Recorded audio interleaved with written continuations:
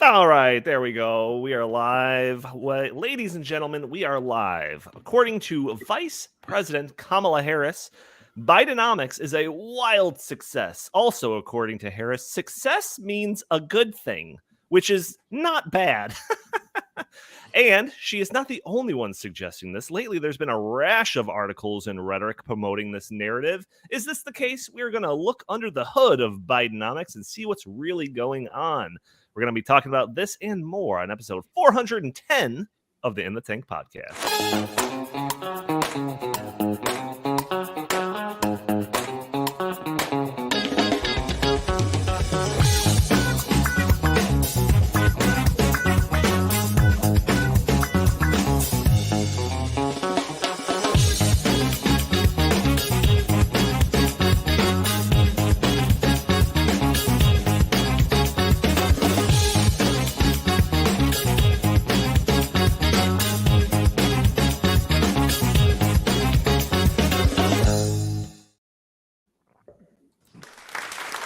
Welcome. Thank you. That was from my Kamala Harris joke at the beginning. Thank you. All right, keep it down. All right, thank you. Welcome to the In the Tank podcast. As always, I'm your host, Donald Kendal. Joining me, I've got the full crew. I've got Jim Lakely, VP of the Heartland Institute. How are you doing today, good sir? I'm doing just fine, Donnie. Thank you. That applause actually wasn't for you. I hit that applause because Justin T. Haskins made it to the studio 1 minute and 56 seconds before airtime. So I just wanted to congratulate him for getting here so early. Yeah, Justin with his University of New Hampshire hat. Right. Director of the Socialism Research Center here at the Heartland Institute. We were guessing what the mascot was there. Jim led it off with Bobcats, which was given us... Justin gave us a no on that one. I said Wildcat, which he didn't. How about Thundercats? Thundercats. It should be Thundercats. It's not. Would be. But that sounds like the right answer to me. I said it sounds pretty good. Yeah. No, it is New Hampshire Wildcats. I got it. Wildcats. Donnie was right. I guess the most generic cat I could think of. Nailed it. Nailed it. Yep. University of New Hampshire. I am, of course, from the very great state of New Hampshire. Yeah, they kicked them out of the state. They did not. It's home they won't let them to. Back I'm in. one of. No, they let me back in. I mean, they're not happy about it, but they let me in. So it's kind of like most other places I go. But it's, New Hampshire's an amazing place. It does not get the credit that it deserves. It's beautiful. It has mountains and ocean. There's not a lot of places that have that. It's, of course, one of the original 13 colonies. So you're welcome, America, for everything that we've done to build this place. And it's also home to me and to Adam Sandler and to a whole bunch of other people. Even Mitt Romney, even Mitt Romney once lived there for a while. While he was, I don't know. They didn't have enough hot dogs, so he left. He left pretty quickly. Yeah. Did we ever play that? Did you guys ever play that? Like on an episode that I was? Oh my gosh! How did you not play that? For those who don't know what we're talking about, Mitt Romney did an incredible infomercial for hot dogs. His favorite meat. It is so funny. We need to pull that up actually at some point. But yes, New Hampshire Wildcats. Go Wildcats or whatever. Yeah. All right. Also joining us, Chris Talgo, editorial director at the Heartland Institute. Chris, hot dogs, where do they rank on your favorite meats? Pretty low. I'm not a big fan of hot dogs. Like brats, like burgers, but no, hot dogs, nah. All right. You're not a real American then. Oh, by the way, I do put ketchup and mustard on my hot dogs. So. Yeah, me too. I think it's absurd that people have somehow made this like some religious experience eating a hot dog that can't be marred by I go for everything. Tomato ketchup. Onions, All right. We got a lot to get into, but before we do, I do have to mention a couple of things. One, Heartland Institute's 39th anniversary benefit dinner is about a month away, featuring John Stossel and Jeannie Ives and Chris. Chris is going to be there in case you need any more incentive to come. Jim is there anything that you want to say on behalf of what is it, about 4 weeks away, something like that? Yeah, it's September 8th, Friday, September 8th. It starts with a wonderful cocktail reception. And if you get VIP tickets, you get to hang out with John Stossel and have a couple drinks before the program begins in earnest at 6 o'clock. It's always actually a really good dinner. The Chicago Marriott Hotel, right by O'Hare, the Chicago O'Hare Marriott Hotel, right near the airport, actually has very good food. We've done a lot of these dinners, and it's not easy to cook for 200, 300 people, but they actually do a great job. So you get your money's worth on that. And again, I'll be there. Donnie will be there. Chris will be there. I think Justin has a conflict, so he will not be there. But Linnea, who's a big popular person on this show and our climate change roundtable show at the main Heartland channel on Fridays, will be there. So it's going to be it's always a great event. John Stossel is just fantastic. He's won a Peabody Award. He's, probably the only prominent libertarian to ever rise to the very top of media in this country. And it's a shame that he would be the only one and that you don't see a lot of common sense on news these days. I think he would have quit long ago based on the way the media has moved, especially television media over the last couple of decades or so. But it's going to be a fantastic evening. It's a great way to support the Heartland Institute, to meet some good people and also fellow lovers of liberty. It's pretty much kind of the liberty highlight event of the year every year in Chicago. So we hope to see people that live in the area will come out, and maybe people from out of town. I think it's worth the trip. Yeah, absolutely. I will definitely be there. I'm sure I'll be manning one of the tables or something like that, or milling about, or just trying to keep out of Jim's way, basically, for an event like this. So Don't to be selling raffle tickets. That's what he'll be doing. Is that right? Justin. All right, everyone, thank you for tuning into the show. If you want to support the show, hitting that like button, subscribing would be fantastic. If you're watching this or listening to the audio version, you can join us a day earlier on Thursdays at noon Central Time. Noon, right? Did I say that? Noon Central Time, where we are live streaming on Facebook and YouTube and Rumble and Twitter and everything like that. Throw your comments and questions in the chat. Maybe we'll show your comments on the screen. Maybe we'll address your questions on the fly. Those are all things that you could do to help us out here by, hitting that subscribe button and sharing the content, leaving a comment. All breaks through those big tech algorithms to prevent content like this from being shown to more people. I know I mangled all of that, but it is because I am also trying to man the cameras here. So I'm my head's in a couple of different directions. But Jim, let's get to some of our topics here. All right. You lobbied me pretty hard about, what is on a topic that's popularly being referred to as the Biden crime family this week. And we did touch on this a little bit last week, but I know you had a lot more to say, like literally pages of Word documents to say on this that we didn't get to. So in addition to a seemingly daily stream of stories about Biden and his son Hunter and the alleged corruption they're both involved with, we have yet another story to add on to this list that just broke this week. According to new banking records obtained by the House Oversight Committee, the Biden family and its business associates received millions of dollars from oligarchs in Russia, Kazakhstan, and, you guessed it, Ukraine, while Joe Biden was vice president. Seems like a big deal, but surely this will fade away quickly with nothing more than another Trump indictment and a couple of come on, mans. So, Jim, let's have it. What do you have to say about Biden this week? Well, yeah, I mean, I wanted to bring it up last week to kind of compare the lack of any accountability in either the media or especially our justice system with what's going on with the Biden crime family compared to them going after Trump. And I didn't quite get to all of it, but yeah, it seems like there's new revelations every couple of days about just how recklessly corrupt and rapaciously corrupt, as a friend I follow on Twitter, John Hayward, had put it. I think that's a perfect term. The Bidens are rapaciously corrupt. Megyn Kelly said on her show the other day, you can find that on YouTube. It's fantastic. She swears a lot now, now that she's not on Fox anymore. Still a very interesting show. She said the other day that this whole thing is not a case of Hunter Biden using his father to make money. It's a case of Joe Biden using his son to make money.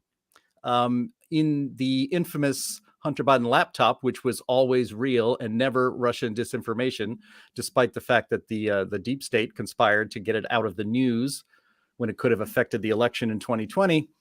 You might remember, if you've studied the stories about Hunter Biden's laptop, that he lamented in text messages to family members that he was sick and tired of being the money man for the family and giving half of his money to the old man. That was in the Hunter Biden laptop. There's no reason to believe that those text messages are fake. And I think Megyn Kelly has it exactly correct that Hunter Biden was not trying to make money off his dad. His dad was trying to make money by selling his influence through his son, Hunter Biden. I like to think of Hunter Biden as like of the crime family. Hunter is Fredo. He's the dim-witted son you sent out to Las Vegas to run some Mickey Mouse nightclub somewhere and then send the money back home. Joe Biden is the Don. The idea that he didn't have any idea what was going on here is absurd. It was only going on because he was directing it. Again, as Megyn Kelly said, this was a way for him to make money off his son, not the other way around. And for Democrats and the media, as more of this information, a lot of it testimony behind closed doors that the representatives in Congress come out and talk about later in the oversight hearings, the media, the spin right away was that that Hunter wasn't selling access to his father and influence of his father to oligarchs in some of the worst countries on earth, like China and Ukraine, but that it was the illusion of access. No. When you can sit in a restaurant in Europe and brag to your friends, the people that your business partners who are giving you millions of dollars for doing nothing, for you have no expertise in business, let alone this particular businesses like energy that this business was supposedly about. You're sitting in a restaurant and say, you don't think I can get my old man on the phone? Watch this. And you put him on speakerphone repeatedly, at least 20 times, according to Devin Archer, Biden's American business partner. 20 times he got him on speakerphone in front of his oligarchs, who were then funneling money to, I don't know, was there 3 dozen shell companies that money was coming into from overseas, from China, from Romania, from Ukraine, and other places. It's absurd that our media just keeps running interference for this, but it's the truth. And this is what's really most depressing about this entire Biden crime family story. The corruption is actually rather crude, not very sophisticated, and frankly, kind of typical. You would expect this kind of corruption. It's the fact that the media and the government, from the FBI, federal prosecutors to the intelligence community, all of them were actively suppressing and thwarting any accountability for the Bidens on this. And you have to start to wonder, why is that? Maybe it's because this type of corruption is a lot more common than we might realize, and not just with the Biden family. But, we even had Politico in a now deleted tweet, I think yesterday, say that, yeah, sure. $20 million was deposited in a series of shell companies that the Biden family used as income, but there wasn't a direct check with Joe Biden's name on it. So that's where they are now. And it's actually, the way this story is developed reminds me of the way the late great Andrew Breitbart used to handle scandals, and they would just drip a little bit at a time. And you get the people trying to defend this corruption out there a little farther and farther and farther on that branch before you saw it off. But again, I compared it to bring it all the way back around to Trump. You guys might remember, we played the clip last week of the celebrity saying that you can stop Donald Trump from being president by voting for somebody else in the Electoral College. And at the same time, they were also throwing out the emoluments clause of the Constitution, which nobody knows what it is probably, but it was the idea that Donald Trump shouldn't be president because he was profiting. He illegally profited because the Saudi government rented rooms at his hotel in Washington, D.C. or something. Like, you can't profit off your office. That's an impeachable offense and all that stuff. And here we have that was such a joke. And now here we have the Bidens getting literally millions of dollars of income in corrupt ways, if proven. And I think that the evidence is very, very strong. And, again, our system, our media, our government is doing nothing about it while sicking the full force of the law against Trump and everyone even remotely associated with him. So that's kind of depressing, but that's the world of politics and law that we live in right now. Yeah, well, Chris, surely this isn't newsworthy, especially for the likes of CNN and MSNBC, right? I mean, not when they have a 3-year-old riot to talk about. I mean, that's certainly crowding any talk about this, right? It's interesting because the day after some of the biggest leaks from the Biden crime family have occurred have been the day that Trump indictments have been announced. So obviously Jack Smith and some of these DAs like Alvin Bragg are working in cahoots to try to drop big bombshells in right on the cusp or right after the fact that these House committee hearings are producing very big circumstantial evidence that shows that Hunter and Joe definitely were in business together with foreign oligarchs. The Burisma thing, I think, is just like, it could not be more apparent. Joe goes to Ukraine and he says, unless you fire the prosecutor, we're not going to give you the $1 billion. He actually said that out loud at a foreign council relations, meeting or something right after the fact. So yeah, there might not be smoking gun evidence as of yet, but there is a ton of circumstantial evidence. But like we saw with Hunter Biden and his sweetheart plea deal, it seems like the Justice Department is not interested. When Christopher Wray, the director of the FBI, went up to Congress a couple of weeks ago, Matt Gaetz asked him, "Are you interested in this?" And he basically just said flat out no. And even Matt Gaetz said it seems like you're curiously not interested in this. So yeah, there's a cover up. It's bad news for the American people, bad news for Donald Trump, and bad news for Donald Trump supporters. But this is the world we live in these days. Yeah, no, it's pretty wild, and it's like a sad thing that I'm like basically like apathetic about it, because like there's so much of this stuff is coming out, and it's just like it's almost tiring to try to keep up with it. And then like, what am I supposed to do with this information? I mean, we can come on and talk about this on the podcast, but unless the people that actually have power to do anything about it do anything, like we're just sitting here like wasting our breath. That's what it seems like. Justin, what's your take on all this? Yeah, I mean, I think that's the most frustrating part of the whole thing, is that it doesn't seem as though it is a fact that when politicians in the Democratic Party do things that are obviously illegal, there are rarely ever any negative repercussions for them beyond some negative media coverage that they get from right-wing press, which they get all the time anyway, and most people just ignore. So that's it. I mean, the biggest scandal in terms of the media attention and the impact politically and everything else that happened during the Trump administration. And there were many things that happened and that were alleged to have happened and whatever. But the thing that really sort of kicked off the big Russian collusion thing in a way that even a lot of Republicans were like, oh my gosh, like, I don't know, was when we found out that there had been supposedly meetings between Donald Trump Jr. and others in the Trump campaign at Trump Tower with people who were tied to Russian oligarchs. Like, that was the big thing. You even had Republican politicians in Congress coming out saying like, yeah, we really need to look into this and whatever. We found out later on that, nothing really came of that. And there was all sorts of really disturbing, weird things going on there as well. But that was the big thing, right? The big, gigantic scandal was, wow, it looks like these people met. There was no agreement. We all know that there's no one who's saying that any sort of dirty deal was made. But the fact that they even met with them at Trump Tower, like, that was enough. That was the idea. Here we have mountains more evidence than that. Just mountains more evidence than that. We actually have people going on the record saying, yeah, they were getting money. Yeah, Joe Biden knew what was going on. We have people who are, at the very least, saying, yeah, we were there. He was on the phone with the business partners while they were doing these deals. And why is this question never asked? You have these foreign oligarchs, business people tied to the Chinese Communist Party, all of this stuff. They're handing mountains of cash over to this moron, right? This guy who's just a moron. He's a drug addict. He's into prostitutes. They know that. They know he's an idiot. Anyone who spends 5 minutes with this guy knows he's an idiot.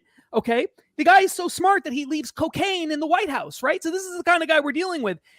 Why wouldn't you think that these people, these super well-connected millionaires and billionaires, would make sure that the money that they're handing to this moron actually results in something? Like, don't you think that they would think that at the very least? Does anyone really think that they would just be persuaded by this guy just talking to them and saying, oh, I can do all these things for you, but then in reality, he literally never, ever, ever, ever delivers, not even a little bit? I mean, that doesn't make any sense to me at all. If these people are handing that much cash over to this guy and they're putting him on boards of directors of companies where he has no expertise and no business knowledge, no reason to be involved, you know that the people who are giving all this money to the Bidens in this case through shell companies, which I actually think tells you a lot. Why did they set up a bunch of shell companies if everything they're doing is above board? Like, what is even the point of that? They know that they're getting something out of it, or that there's a really good reason to believe it. They're not just basing it on some loose promise from Hunter Biden, which is how the New York Times and others are portraying all of this. And then even if you want to cling to that against all common sense and logic, like that's the situation, that, it was just Hunter. He made all this up. He tricked his dad to get on the phone a bunch of times. His dad didn't know who Hunter was with. It was all just, there's nothing to it at all. It was all just Hunter Biden, and that's all it is. And you have nothing else to worry about. And that's it, right? If that's the case, then is it just a coincidence that Joe Biden is bragging about removing Ukrainian prosecutors that were causing problems for these very same business partners that were handing money over to Hunter Biden? The position you would have to take is, just a coincidence. Just a coincidence. That's all it is. Just a coincidence. There's nothing behind that. How about the fact that even recently, this is how stupid they all are. Even recently, you've got Hunter Biden selling hundreds of thousands of dollars worth of his garbage art to people who are getting garbage art, Donald. Garbage art. I'm taking a strong stand on that. And then what? They get appointed to commissions? And that's not, how is that not obviously a scandal? I mean, right. This is it's insulting. It is insulting that they would actually think that anyone who looks into this would come to a conclusion other than this is corruption. Of course it's corruption. Are you kidding me? This is the only reason they're taking this position is because they know that a certain segment of American society will never bother to look at the details. That's it. Anyone who actually looks at the details and believes, truly believes that Hunter Biden was doing this all on his own and Joe Biden got nothing for it or whatever, anyone who actually takes that position is stupid. They are stupid. No even moderately intelligent person would look at the facts and say, I don't think Joe Biden knew anything. And they got these shell companies. And there's all this tens of millions of dollars floating around. And the family is all involved and they're all benefiting from it. But Joe knew nothing. He knew nothing. We've got emails that talk about 10% for the big guy. But that's some other big guy. We don't know who that big guy is. Somebody else. It's like, you have to be stupid. And I just don't believe that anyone really is that stupid. Jim, I think Justin is is he snorting the painting in that? No. He paints by blowing it through his mouth. Oh, okay. He really likes blowing paint. Justin or Jim, I think Justin gave you a run for your money when it comes to rants. In fact, I want to hear in the chat who did a better job ranting about this topic. Was it Jim or Justin? Let me hear you in the chat there. But Jim, I do want to move on to Bidenomics, but since this is the topic that you really wanted to talk about, I'll give you last words on this. No, that's it. And I'd forgotten about the joke artwork scam that is just a way of money laundering. His artwork is objectively garbage. It's terrible. And I remember I saw a Twitter thread the other day where it compared Joe Biden's artwork and what it fetched to pieces by Picasso and Cezanne and other classic masters of art. And he got $500,000 for one of his piece of garbage artworks, while Picasso went for like like 250,000 or something like that. So, and again, the media is, we're supposed to believe, according to the media, that this is all fine. It's all in the up and up. Hey man, the guy's just a good artist. And that's what the market bears. I mean, it's absolutely absurd. And it's actually an insult to anybody who is a real artist to see that this is happening. Because it's just a money laundering operation. I mean, the people who bought these, first of all, they try to keep it secret on who bought these pieces of art, but some of the names leaked out. And I did not see any pictures of people proudly displaying their artwork in their living room or in their foyer or anything like that. So yeah, well, if the Trump family was anywhere within 100 miles of this kind of corruption, the entire country would come to a screeching halt and stop, and there would be nothing but this talked about on media. And as Christine Laurel, who's one of our loyal watchers here on the podcast, noted, a lot of people have no idea any of this is even happening. Sure. The media will not cover this. And this is a thing from a notebook from last week that I meant to bring up and didn't.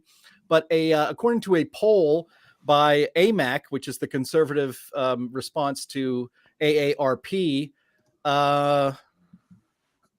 most people, here it is. Less than half of Americans even know about the Biden scandals, because the story is virtually absent from the pages of the Washington Post and New York Times, while CNN and MSNBC don't talk about it at all.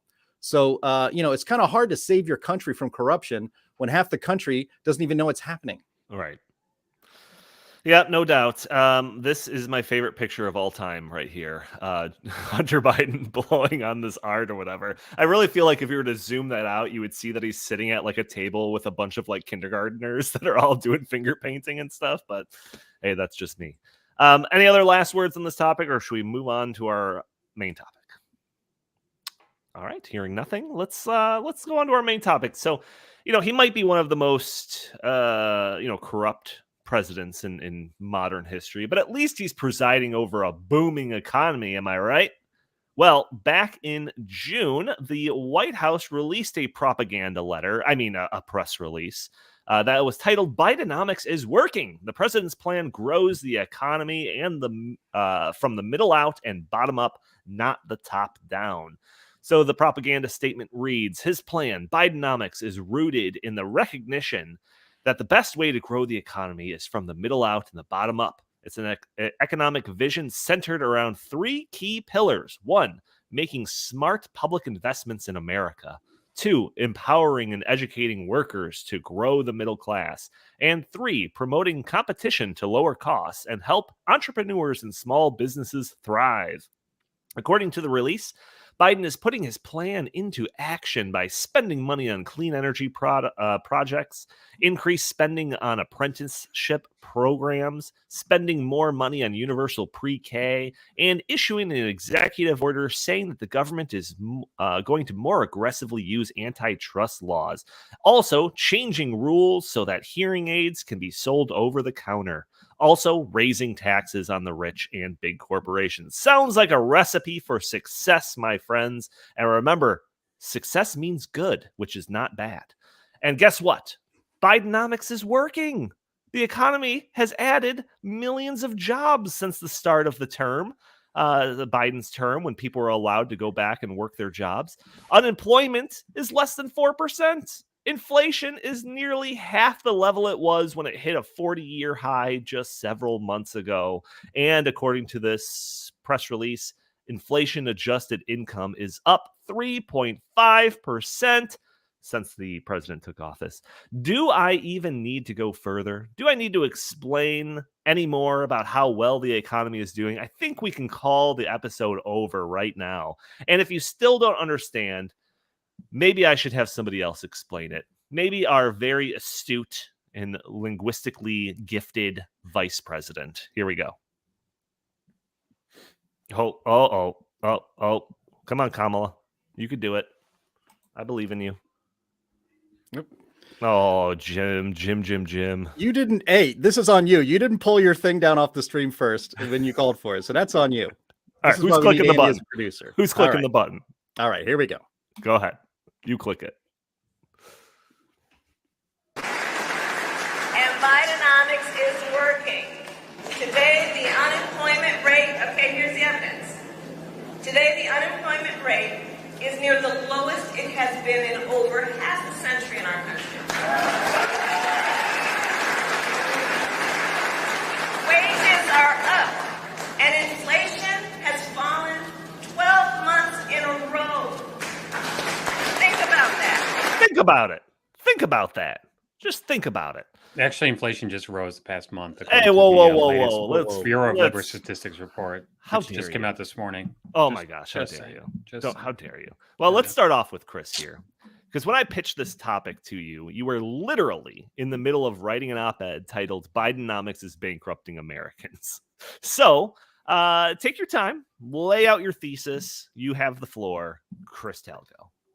Okay, well, let's start off by saying that inflation continues to plague the economy, and Americans are paying more for essential goods like gasoline, energy, food, all the stuff that they need to buy. Wages are not rising to keeping up with inflation, so the standard of living for the middle and lower class and working class is actually going down under Biden. So it's not going up. That is just a complete and utter falsehood. I think that people like Kamala Harris and the talking heads on cable news, they don't care because they're gliding above this. They're making enough money that this is not really impacting them. But the very people that Joe and Kamala claim that they are there to help are actually just getting just pulverized by Bidenomics, because Bidenomics is predicated on higher taxes on corporations and the wealthy, which means less job creation, less innovation, less entrepreneurship. The money printing and the 4.8 trillion in new borrowing over the past 2 years alone is one of the main factors for inflation. Couple that with his anti-fossil fuel energy stance, which has made the cost of energy, which that is just throughout the economy, and that impacts prices for everything, going up and up and up. So across the board, Americans are getting, hurt, and Biden's policies and his, economic agenda is the reason for it. And the stats tell that this is, happening. First of all, almost 2/3 of Americans disapprove of Biden's economic, approval, how he's handling the economy. Couple that with how Donald Trump was handling the economy before the pandemic, and you see a very big difference. Not only that, but Americans are struggling just to make ends meet. 61% are living paycheck to paycheck. 20 million are behind in their utility bills. I mean, this just goes on and on and on about how people can't get ahead in the Biden economy. And then when you throw into the equation that the high inflation, which he's causing through his stupid energy policies and his, modern monetary theory program, is causing the Federal Reserve to hike interest rates. That also harms people who are at the bottom, because guess what? They're putting enormous amounts of money on credit card, which just surpassed the 1 trillion threshold for the entire country. Auto loans are going up, home mortgage rates are going up. So everything that he's doing, he says, oh, this is for, the middle class and lower class. It's just complete and utter false. Don't buy it.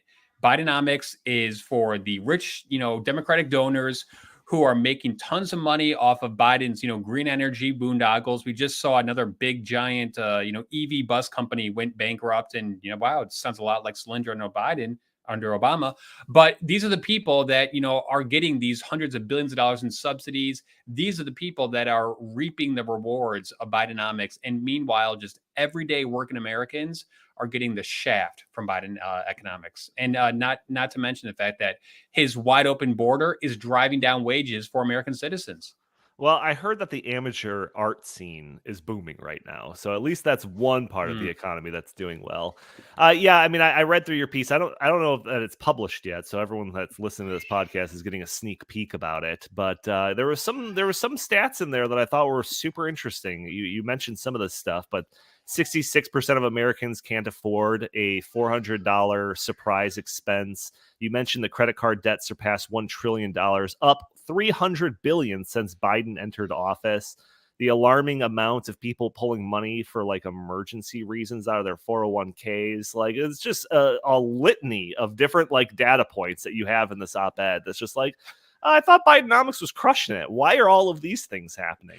And you know, Kamala and Joe love to state that the unemployment rate is low, but that's such a meaningless metric, because if you look at the labor force participation rate, and if you look at the number of Americans who are in the labor pool before the pandemic and where we are now, 2.5 years out of the pandemic, we are still down the total number of American people who are in the labor pool, and that's with 6 million new illegal immigrants who've entered the country. Yeah, right. Justin, you wrote a piece published in Newsweek about the some alarming data as well in regards to the housing prices. Can you talk about that a little bit? Yeah. So one of the things that I think is really interesting about what we're seeing right now is you have sort of a weird economic situation. We don't normally see the kinds of things that we're seeing currently, where you have really low unemployment rates mixed with all these other indicators, that some of which Chris just talked about, that seem to show that there are problems or economic problems. Usually when the unemployment rate is low, historically speaking, if you look over very long periods of time, that means the economy is doing really well and everyone is, generally speaking, benefiting. Some groups more than others, of course, depending on the period, but that's usually what happens. But in the current situation, we have all this data that shows us that there are a whole bunch of people that are struggling. And when they just survey people and they ask people how they're doing, a lot of working class and lower income people say they're not doing very well at all. That things are getting bad. They're getting worse. Yet the unemployment rate is really low. And why is that? Well, I think that there are a variety of reasons for it, but I think the biggest is that what is happening to the U.S. economy in the long term here is we are transitioning to a quasi-modern monetary theory model of economics, where the central bank and government print and distribute massive amounts of money. A lot of the economic growth, so-called growth, comes from government programs, some of which are necessary or are useful in some ways, and others, most of them are not. It's a lot of broken window fallacy type stuff where the government is, creating a program they don't really need, shutting down one industry and propping up another industry and doing things like that. And the massive amount of money printing that's going on does keep unemployment low. A lot of people leave the labor force, as Chris suggested, and just live off of the government.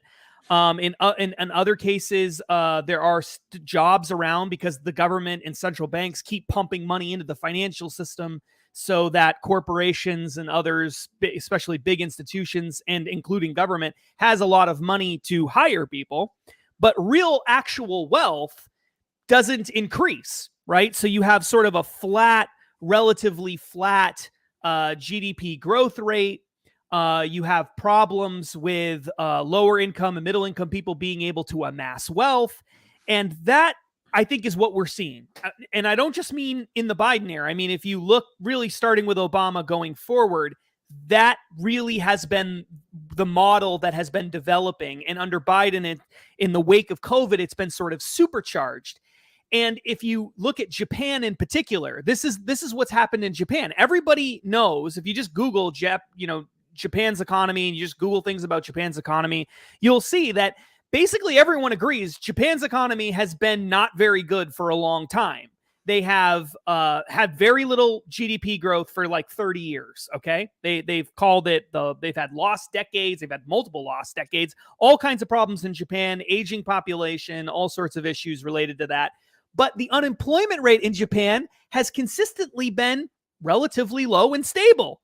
And that's because the government and central bank there prop it up by printing lots and lots and lots of money and keeping interest rates at basically zero or even less than zero. They have negative interest rates at times in Japan. Okay. So that's how they do it. They flood the economy with money, and that causes all these distortions. People are actually not getting wealthier.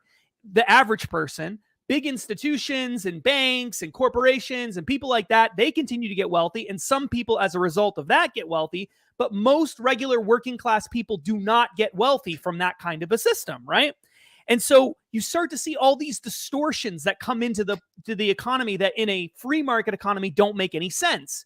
Like having really low unemployment, but having no GDP growth. Like these things don't exactly make sense. But that's the kind of stuff that you see when you have trillions and trillions of dollars pumped into an economy.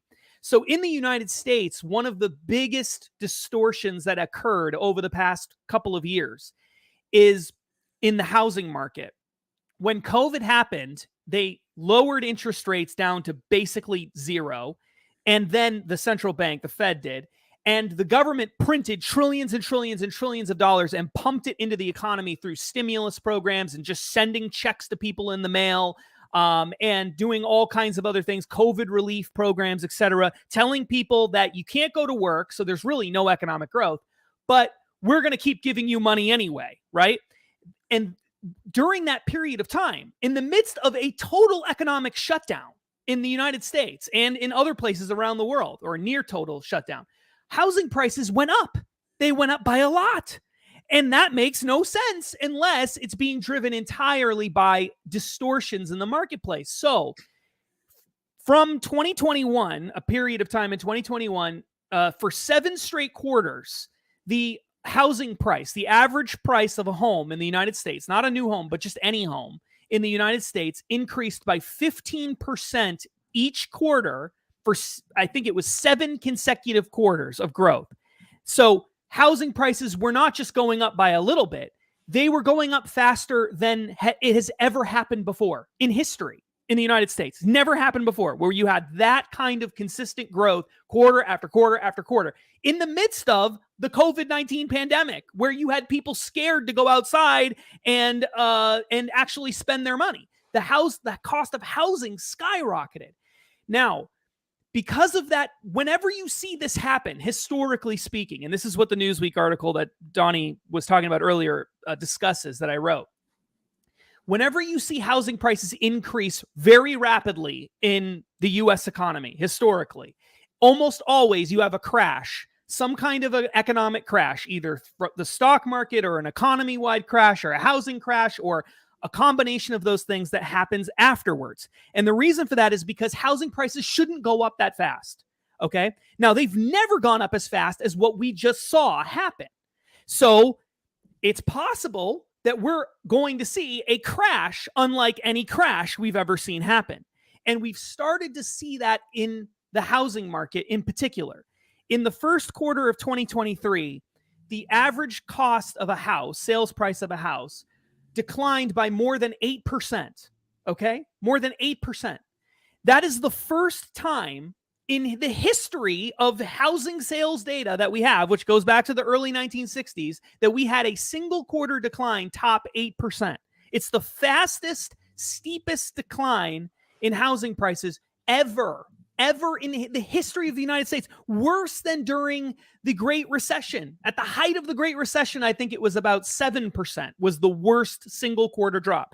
Then in the second quarter of 2023, it dropped a little bit more by another couple percentage points.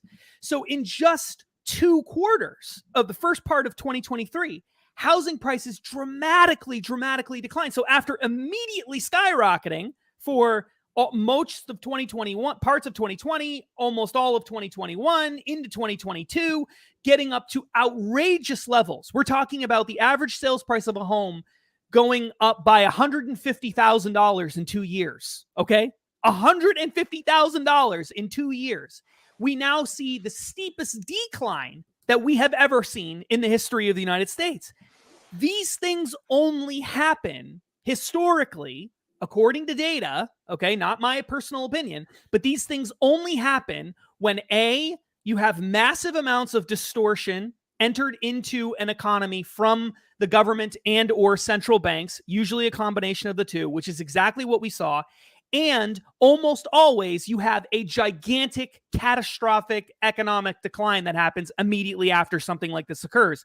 And the scariest part of all of it is, as I've said repeatedly throughout this, we've never seen this steep of an increase in housing prices or this steep of a decline in housing prices in terms of the rapidness that this is occurring. So it doesn't mean that we're going to have like a Great Depression, Great Recession type thing that happens soon. It doesn't necessarily mean that, because we've never seen this kind of money printing before. We've never seen any of this. No one has ever done Right. the things that we've been doing for the past several years, like shutting down the entire economy and all of that. We've never seen this stuff before. So we don't know for sure. Mhm. But what we do know is, based on the data alone, it's looking really, really, really bad. And it surely isn't looking like this is like a golden era of economic prosperity. And Right.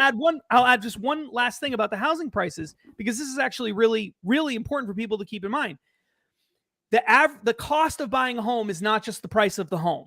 It's the price of the home, generally speaking, plus the mortgage rate that you pay, right? Because most people are not buying it in cash. So for regular people, the price of a home is the price that you pay, the sales price, plus the mortgage rate. Now, the mortgage rates are higher than they've been now in like 40 years. And the sales prices are higher, almost as high. If you obviously they just steeply declined, but they're still basically higher than they've ever been, other than just a couple of quarters ago.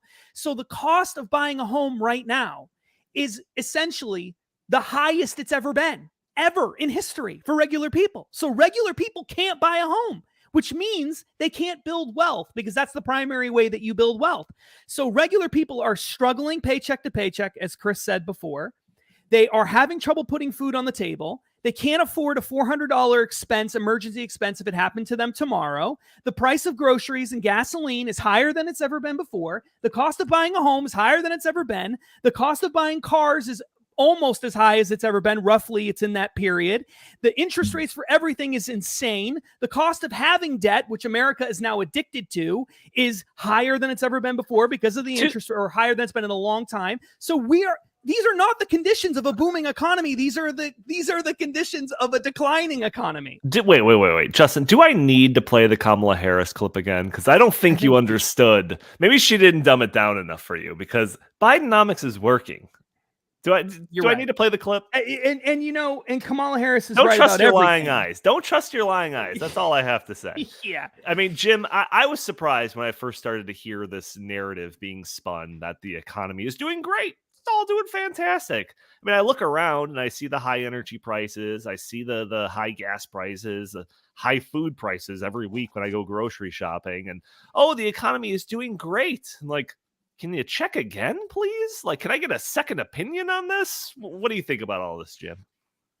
Well, I mean, Justin really laid it out well, and so did Chris. I mean, the idea, just politically, I mean, people feel the economy more than they look at numbers. I mean, people just get a sense of how things are going. I'm reminded of the showing my age again, but I'm reminded of the 1992 election with Bill Clinton against incumbent George H.W. Bush. And the motto at the Clinton campaign headquarters was, famously articulated by James Carville, was, "It's the economy, stupid." And despite the fact that actually the numbers were actually showing that we were climbing out of a recession and we had economic growth and things were looking up, the media, by just parroting whatever Bill Clinton said, convinced voters that the economy was in bad shape, when in fact the economy was genuinely improving. And of course, throughout the 90s, the American economy did very well as we ramped up toward the digital economy and NASDAQ and all that stuff before the .com crash. What was it, 2000 or 2001? So people feel what the economy is more than they see it. But it does, the stories we have in the show notes today, 61% of Americans living paycheck to paycheck, even as inflation cools, right? Because inflation is only 3%, I think was the stat in that story on, I think it was CNBC. It's only 3%, and it used to be 7 or 8. And what was it? I mean, real inflation is definitely in double digits and has been for the last year and a half, 2 years. And because people understand what it actually costs to live their lives compared to what it cost 6 months ago, a year ago, 2 years ago. People here in the chat have left comments saying that, I got a raise last year and it's all been gobbled all up by inflation. I mean, you need a raise of probably 8%, 10%. How many people get a 10% raise in their job? Not many. Deal, but Jim. that's I'll what you take it. need in order to actually feel more spending power, because inflation is just sucking all the value out of your dollar.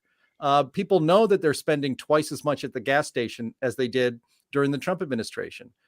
People know the cost of groceries have gone up dramatically. People know that when they go, if they want to go out to eat or even just stop at McDonald's, that a combo meal, say number one or whatever, not that I would know exactly that a number one is a Big Mac meal for sure, and a number three is a double quarter pounder with cheese meal. I read that. I don't know that from personal experience, but you know that you're paying several dollars more for that meal today than you did a year ago, 2 years ago, 3 years ago. People know these things. And so it doesn't matter that Kamala Harris, who's never convincing when she speaks publicly, can say that Bidenomics is working. People know that it's not working. They can see it every day in their paychecks. They can see it every day when they go out to the grocery store. They see it every day when they go to get gasoline. And it's people are not going to buy it. It's going to be a really tough sell, I think, coming up into the presidential election. Yeah, well, there's another guy out there that's been pushing this idea that the economy's doing wonderful, it's doing fantastic, everything's great, and that is world-renowned economist Paul Krugman, most known for predicting that the internet would be no more revolutionary for the economy than the fax machine. Paul Krugman. He has been celebrating the reductions in the level of increased inflation over, every month that he can. And well, now he wrote an opinion piece in the New York Times titled "Everything's Coming Up Soft Landing." And from what I can tell, the primary point of this article is to chastise people who aren't blindly optimistic about the state of the economy. When discussing the latest round of inflation numbers, Krugman writes, even media reports, as far as I can tell, generally omitted the "but concerns remain" qualifiers that have seemed mandatory when covering good news in the Biden economy. Yeah, that damn anti-Biden media out there that's keeps undercutting the success that he's having. You're right on target, Paul Krugman.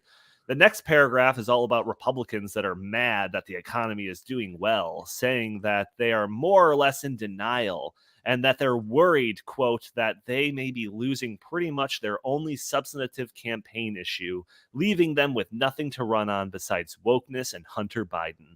Not the words of a partisan hack at all, folks. And lastly, a section calling out other economists, quote, who committed themselves to the grim view that we would face a nasty sacrifice scenario that controlling inflation would require years of high unemployment. Basically, Krugman's point of view is that you're an idiot if you even worried that the basic economic rules would reign supreme in the wake of everything that we've seen over the past few years. And also, I want to make something clear. I hope the economy does great. I hope that economic growth roars.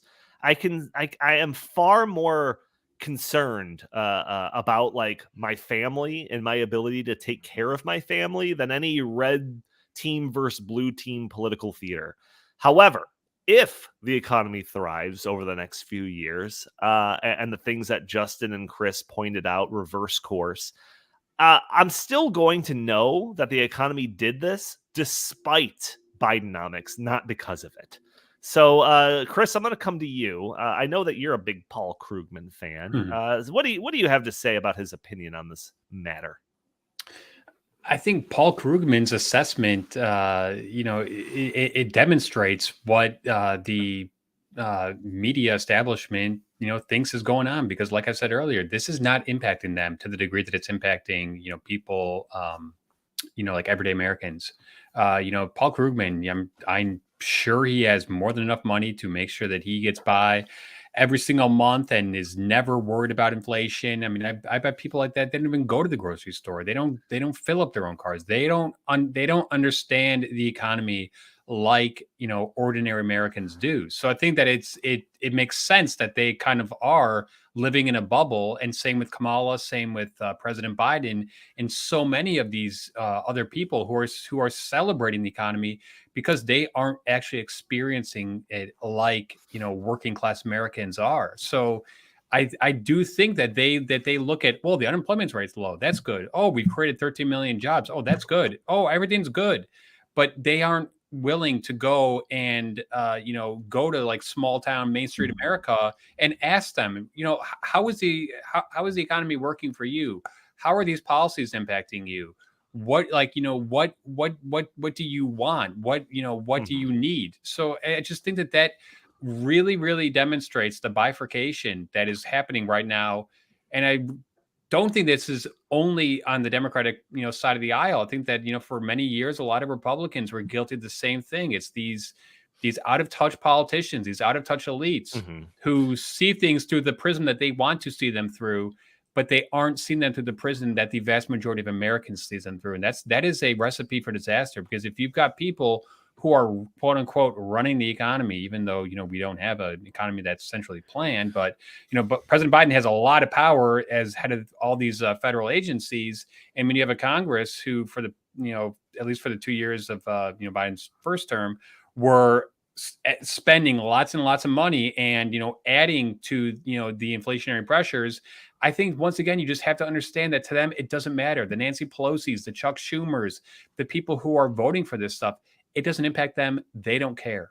Yeah, we got those are the words of Chris Talgo, the heart of the show, as some people would refer to him. And while you were talking there, we got a $20 super chat from Christine saying, "So great to have Chris back on the show." So there you go.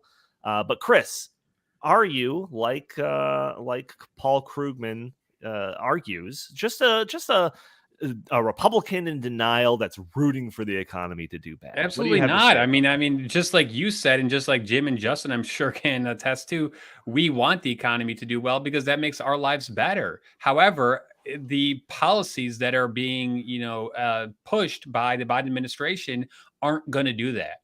So we need to go to the opposite. We need to go to a more free market. We need to deregulate.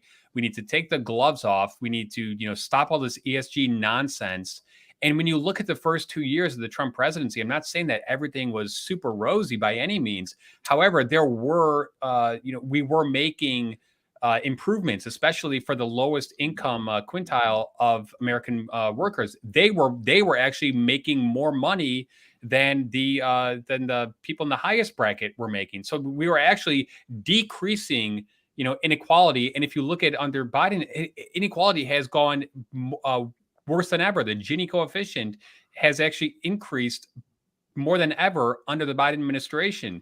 So it's like, yes, they say that these things are meant to help this, the little guy, but really their policies aren't. And we need to put in place policies that are going to rev up the economy, that are going to actually allow entrepreneurship, research and development, all these things that are really the bread and butter of the American economy. And like Justin said, and I could not agree more, really what they're doing is they're just playing shell games. They're just, they're doing things that are bad for the fossil fuel economy, but then they're trying to just pour billions into the green energy economy. So it's almost like this whole thing is just duct taped together, and it's like a house of cards. And I do really fear that it is on the cusp of breaking down. And I don't want that to happen, but maybe it's going to be a good thing that it happens, because maybe it will once and for all open up people's eyes as to, wait a second, we need to stop going down this road and we need to go down another road. And that other road is just very simple. It's free market economics. Justin, we only have a few minutes here, so I only want a couple of comments from you. But I mean, just in light of what Chris said, like, even if the economy wheels fall off,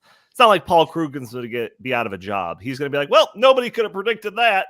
So, final comments on this before we start wrapping up the show. I mean, he's a total joke, and he's been a total joke for a long time. He gets all kinds of predictions wrong. There's no doubt about that. But one of the things, and this is one of the reasons he's a total joke. We didn't mention this earlier, but the Biden administration talks all the time about the inflation rate coming down. Right. And I think it was either Jim or Chris made the comment that, I think it was Jim, that if you look at actual inflation, they're talking about CPI, and CPI's got flaws in it. And real inflation, when you're actually looking at that, is much worse. And Donnie and I have talked about this for a long time. You got to look at inflation by industry and market. You can't just look at overall inflation if you really want to know what's going on. But on top of all of that, just as a really basic, this thing bothers me more than anything else that the Biden administration says. When they say that inflation is going down, what they mean is that the rate of increase in prices is going down, but prices are still going up. That's what inflation is. So when the inflation rate goes down, but doesn't go to deflation, which means it's actually prices are, that's what means prices are going down. All that means is that the rate of increase is going up. So all of the really high inflation that we've seen has not been reversed. It isn't because the rate is going down, doesn't mean that the prices are going down. It just means the prices aren't going up as fast as they used to go up. So you are poorer, more likely than not. The vast majority of people are poorer today than they were when Joe Biden became president because of the inflation. And the inflation, until it gets reversed, or until the economy grows its way out of all of this and you get wages surpassing by a lot the price increases that we see, which we're not seeing yet, you're still going to be poorer. So it's not getting better. The idea that it's getting better is ludicrous. It's just not as it's like we were a boat taking on lots and lots of water because we had a gigantic gash in the hull, right? We've now semi-repaired the gash. There's still leaking water. There's still water coming in. The ship is still sinking. But we're not, that doesn't mean things are better. No one would say, oh, great, the ship isn't going to sink. No, the ship's still on track to sink. Just not as fast as it was before. You know, when the rate of water being taken in by the Titanic was like stopped, was when it was underwater completely. You know, it didn't take on any more water after that.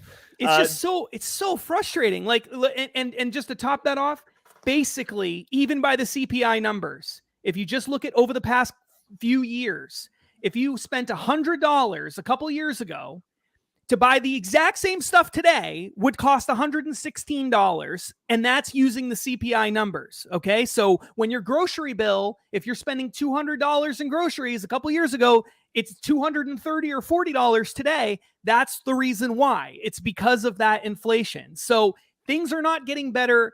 They're just not declining as quickly as they were before. Jim, we're already north of an hour here, but I can't bring up Paul Krugman without letting you get a swing at it. Feel free to pitch your link to your other article too that you talked about this on a completely different topic. Oh yeah, I can add that to the stream. There we go. Yeah, so I wrote a piece the other day. Paul Krugman is an arrogant idiot and he's worried. Good. This wasn't actually for different reasons. For different reason. Yeah, about the climate. So you can go to heartland.org and in the three things that are featured at the top, that's number 2. You can check that out. But I'll just say to wrap up, I mean, it's easy to forget how recently it was that the economy was actually doing gangbusters. I mean, by every measure, practically every single economic measure that we use, the economy under Trump's presidency was as good as it had been in decades. I mean, economic growth was strong and consistent. Inflation was held very much in check. I mean, we never talked about inflation. Never did the word inflation ever be mentioned in news stories during the entirety of the Trump presidency and then of course after COVID and all of that. But, that was great. As Chris pointed out, the income gap between the richest and the poorest, which the left and the media and Democrats are always so obsessed about, was narrowing. It was the best wage time and job environment for minorities in this country ever. And this was all just a few years ago. And it's because of policies that the Biden administration put in place that destroyed all of that. Starting with monetary policy and putting trillions of dollars into the economy. What do you think is going to happen? Of course, you're going to get inflation. And so, policy matters. Who's in charge in Washington, D.C. matters. And it wasn't even just the pro-growth kind of economic policies that a man from the private sector like Donald Trump would naturally embrace. It's the idea that his very presence in Washington, D.C. put the brakes on all of this globalism garbage that was going on from Europe across the Atlantic to the United States. And so just pausing the agenda of the globalists made the United States the most vibrant and best economy in the world. Mm-hmm. And all of that was thrown away. And so you should not be surprised at these bad economic figures, because this is the inevitable result of the policies that were put in place on purpose with their own vision in the United States by the Biden administration. Yep, no, absolutely wild stuff. But man, once I kind of like pinpointed this as a topic to talk about, like I just started seeing all the stuff on Twitter and all the news articles talking about Bidenomics, and I swear there's a narrative being pushed out there, like a choreographed narrative. I don't know if this is trying to set the stage for any upcoming election or whatever. Of course it is, but it's not resonating. But yeah, but that's the thing that's being pushed from all directions. They're all using the same terms, which is just a hallmark of when they're trying to push an agenda. So I thought, you know what, we have to tackle this. We can't just let this go, unchallenged, unrefuted. So that's Donnie, just one last really quick one. One of the things that I find so hilarious is when I do watch like the CNNs and MSNBCs, they actually get frustrated that the American people are not buying, Bidenomics. Like, they literally like get angry. Like, why don't these people realize how good the economy is for them? Oh, they must be so stupid. No, actually, you guys are the stupid ones because you don't understand how terrible the economy is for so many hardworking Americans right now. Right. But you know what? 2024 is coming soon. And I really think that we are going to see a reckoning against, Bidenomics. Yep, and we'll be here to talk about it as weeks go by. But I want to, unless anyone's got any last words, anything they want to get off their chest before we wrap up the show. I want to thank everybody for joining us for this week's episode of the In the Tank podcast. Join us every week for a new episode. If you're an audio-only listener, make sure to leave a review for us on iTunes. It'd be greatly appreciated. But you could join us a day earlier on Thursdays, where we are live streaming this at noon Central Time on Facebook and YouTube and Rumble and Twitter. And you can join in the conversation, throw your comments and questions in the chat. Maybe we'll show your comment on the screen. Maybe we'll address your questions on the fly. Also, you could help us out if you are one of those watchers by hitting that like button, subscribing if you haven't already, sharing this content, or just leaving a comment underneath the video. All those things won't cost you a penny, only cost you a couple of seconds, but helps break through those big tech algorithms and prevent content like this from being shown to more people. Also, if you'd like, you would follow us on Twitter at InTheTankPod, or you can send us your comments, questions, or suggestions to the show by emailing us at inthethankpodcast@gmail.com. Jim Lakely, where can the fine people find you? At Jay Lakely on Twitter, at Heartland Inst on Twitter, and always go to heartland.org. Fantastic. Justin Haskins, same question. I'm not going to tell people, but instead I'm going to read off a list of famous people from New Hampshire. We've got Adam Sandler. We've got Donald Kendall's favorite, Triple H. He's from New Hampshire. Franklin Pierce, the 14th president of the United States, one of the least known presidents. Robert Frost, Carlton Fisk, Hall of Famer, Red Sox great, Dan Brown. Scraping the bottom of the barrel over here. Well, these are highly successful people. You peaked at Triple H. Let's move on. Chris Talgo, what do you have to pitch today? StepInSocialism.com and Heartland.org. All right, fantastic. Thank you all for joining us. We will talk to you next week.